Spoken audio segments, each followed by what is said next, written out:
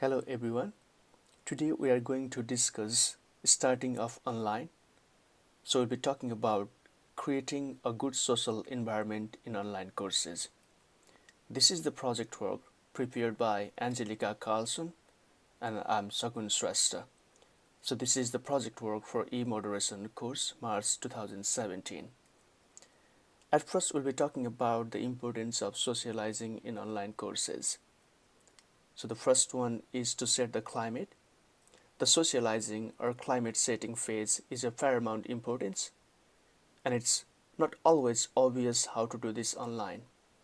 The second one is to make the learners familiar with the course, the LMS, Learning Management System, and their peers. The third, it is important to create a trusting environment. Nikki Hockley says the most important point about introducing online collaborative group work is that participants cannot be thrown in cold. Careful socializing of the group through a building of group identity and shared responsibility and trust must be built up through less complex task types before full-scale project work is attempted. Only then it is possible that not just response but responsibility will emerge in group work. Next is to establish interactivity. Learners in the activities such as mention your top 5 or 3 things you like or would like to mention. Every individual happens to mention something exciting and interesting. As a result, there's a high chance that their posts can invite comments from colleagues, which indeed establishes interactivity. Such actions of learners make for effective forum discussions which are expanded further. The last but not least we have listed is to develop social relationships or to maintain social presence. Gilles Salmon was one of the first to point out a purely online course needs an overt socializing phase as the tutor involves if the group is to gel and participants are to work effectively together online during the rest of the course. Wilcoxon 2011 says social presence is the ability of participants to identify with the group, communicate in a trusting environment, and develop social relationships by way of expressing their individuality. This is one of the fundamental elements of learning communities beside teaching presence, which has both tutor and learners inclusion, such as facilitation, scaffolding discourse, etc., and cognitive presence, which has question leading to exploration, synthesis, and resolution. Next, we are going to highlight online socializing tasks and tools. The first one is internal email. The second one we have listed its profiles. Under profiles, ask participants to read the profiles of their course colleagues and to send email to one or two of them asking for further information about any point or points in the profile that interest them. You could set this up as a chain so that each participant is sure to receive one email from a course colleague about their profile. A week or so later, prepare a quiz based on the unusual information in the profiles and get participants to complete it to see how much they remember about their course colleagues. They can, of course, also look at the profiles again to jog their memories. Make absolutely sure that there is one quiz question per participant profile. Chat rooms is next online tool. A coffee bar area where students can meet virtually to socialize is the next one. Padlet, which is a collaborative tool, can be the next one, where learners can share about their interests or the best tools they would like to share. Tutor Glocks, him or herself. This is an activity that uses a great free online tool called Glockster.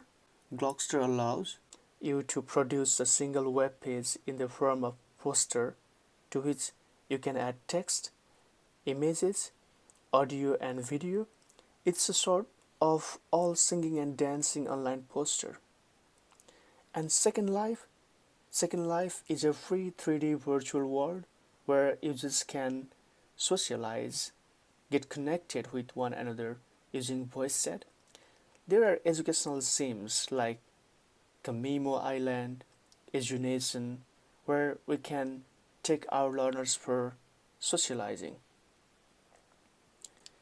Next, we have listed is the role of the tutor in socializing.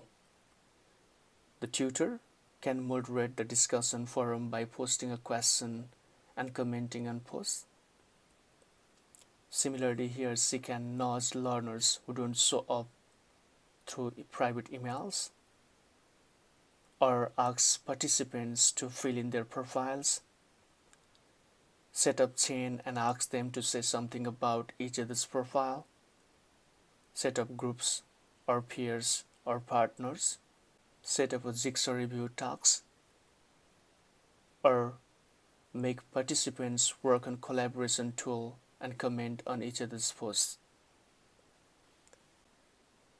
Now we're going to talk about the 5 principles of cooperative learning. This is by Kagan 1985, Johnson and Johnson 1987, Slavin 1990. The first one is set up clearly defined socializing phase. Second one, set up tasks in such a way that all participants can succeed. The third, set up tasks in which participants need to interact meaningfully. Fourth, provide sufficient leadership, conflict resolution, and communication skills to ensure effective functioning. And last but not least is encourage team reflection. Participants need to reflect on whether the team is functioning effectively and to consider how to improve things if necessary. So we too have listed some other areas related to socializing. The first one is interplay of social presence with cognitive and teaching presence. We too had mentioned briefly in earlier slide about cognitive and teaching presence. Cognitive, teaching and social presence are important to build educational experience in learners. Next is use of Second Life, which can be really interesting. So in Second Life, learners can socialize, connecting with one another. Next, online course needs a beginning, middle, and end that relate to the group. A beginning that introduces and orients the learners to each other and the tutor to create the basis for learners working collaboratively and individually on tasks relating to the course content in the middle. According to Hockley 2010, careful building of the social skills needed for successful online work needs to come before implementing project work. We hope you enjoyed this brief presentation. Thank you.